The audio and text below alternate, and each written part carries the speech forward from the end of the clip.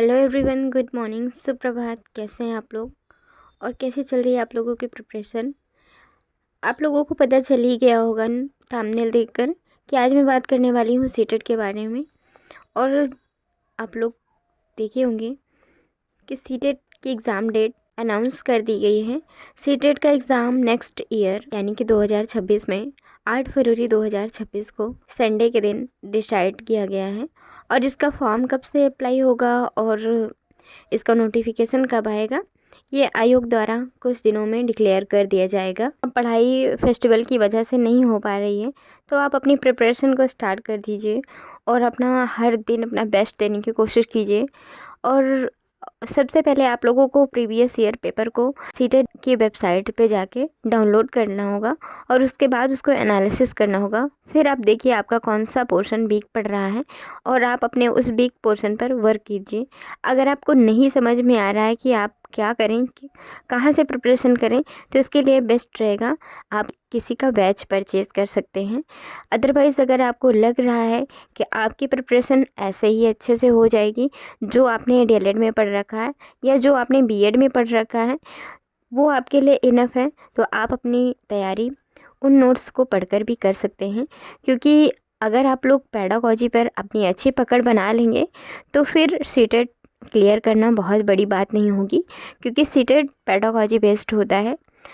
Mostly questions उसमें pedagogy से ही आते हैं। लगभग 70% पेडागॉजी से ही क्वेश्चंस आते हैं। मैंने भी सीटेट के लिए कोई बैच स्पेशली परचेज़ नहीं किया था। जो मैंने डीएलएड में पढ़ रखा था उन नोट्स को मैंने रिवाइज़ किया और प्रीवियस ईयर क्वेश्चन पेपर को अच्छे से एनालिसिस किया और कई बार उसको प्रैक्टिस किया। उसके बाद मेरा फर्स्ट अटेम्प्ट में ही सीटेट दोनों पेपर क्वालिफाई हो गया। तो अगर आपको लग रहा है कि आपकी प्रिपरेशन अच्छी है और आप क्लियर कर ले जाएंगे, तो आपको बैच परचेज़ करने की कोई नीड नहीं है। अदरवाइज़ अगर आपको लग रहा है कि गाइडेंस की ज़रूरत है तो आप बैच परचेज़ कर सकते हैं, क्योंकि बैच के परचेज़ करने से गाइडेंस मिल जाती है, मॉक टेस्ट वगैरह मिल जाते हैं। तो इसलिए आप बैच को परचेज़ कर सकते हैं, अपने अकॉर्डिंग जो भी आपको सही लगे वो कर सकते हैं। सीटेट का सिलेबस चेंज नहीं हुआ है और आई थिंक चेंज भी नहीं होगा, क्योंकि अगर सीटेट का सिलेबस चेंज होगा तो वो हमें लगता है नेक्स्ट ईयर ही चेंज हो। अभी जो भी सिलेबस है पहले का वही रहना चाहिए। फिर भी अगर ज़्यादा चेंजिंग होती है तो बहुत ज़्यादा नहीं होती। आप अपने अकॉर्डिंग मैथ वगैरह प्रिपेयर किए रहिए और जो भी सब्जेक्ट है उसको आप पढ़े रहिए, क्योंकि सब्जेक्ट से कम ज़्यादा मार्क्स हो सकते हैं, बट इस तरह से सब्जेक्ट को चेंज करना पॉसिबल नहीं है। तो आप लोग अपनी प्रिपरेशन करते रहिए और सिलेबस के भटकाव में ना आइए, नोटिफिकेशन का वेट ना करिए, क्योंकि एग्ज़ाम डेट तो आ ही चुकी है। तो आप लोग अपनी पढ़ाई करते रहिए। जनरल का 90 मार्क्स और ओबीसी के लिए 82 मार्क्स क्वालिफाई माना जाता है।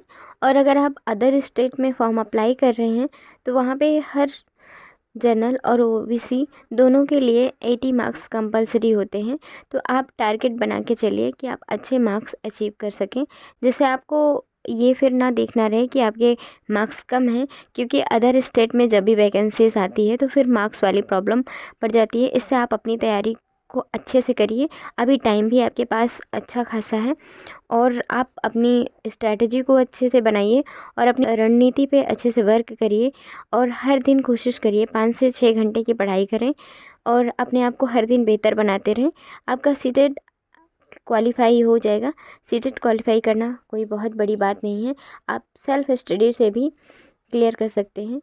और ये आ गई थी आरोही हमारी पढ़ाई करने के लिए, और मैं इसको आज ये स्कूल नहीं गई थी, इसके पैर में थोड़ा सा मोच आ गई है, तो आज स्कूल नहीं गई थी तो मैंने इसको भी अपने पास बैठा लिया और इसको अभी मैं थोड़े 4-5 क्वेश्चंस दूंगी मैथ के और ये बैठकर सॉल्व करेगी।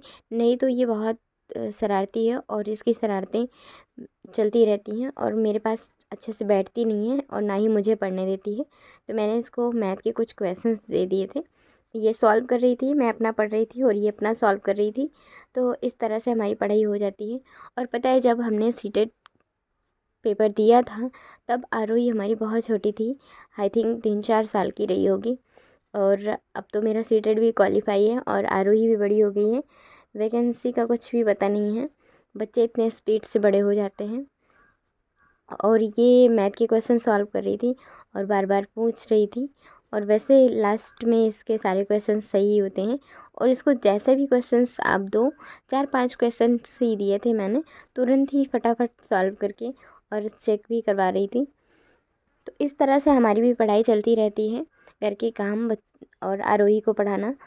और फ़िलहाल अभी मेरा टारगेट केवीएस पे है। मेरा यूपी टेट और सीटेट दोनों क्वालिफाई है।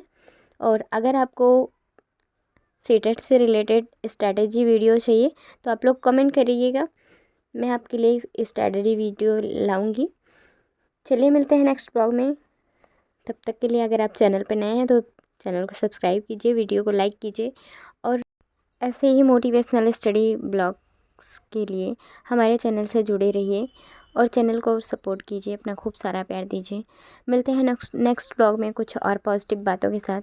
तब तक खुद को हर दिन बेहतर बनाते रहें और खुद को मोटिवेट रखें। बी पॉजिटिव, बी ऑप्टिमिस्टिक, खुद का ख्याल रखें, खुद को हेल्दी और हैप्पी रखें। मिलते हैं नेक्स्ट ब्लॉग में, तब तक के लिए bye bye and take care.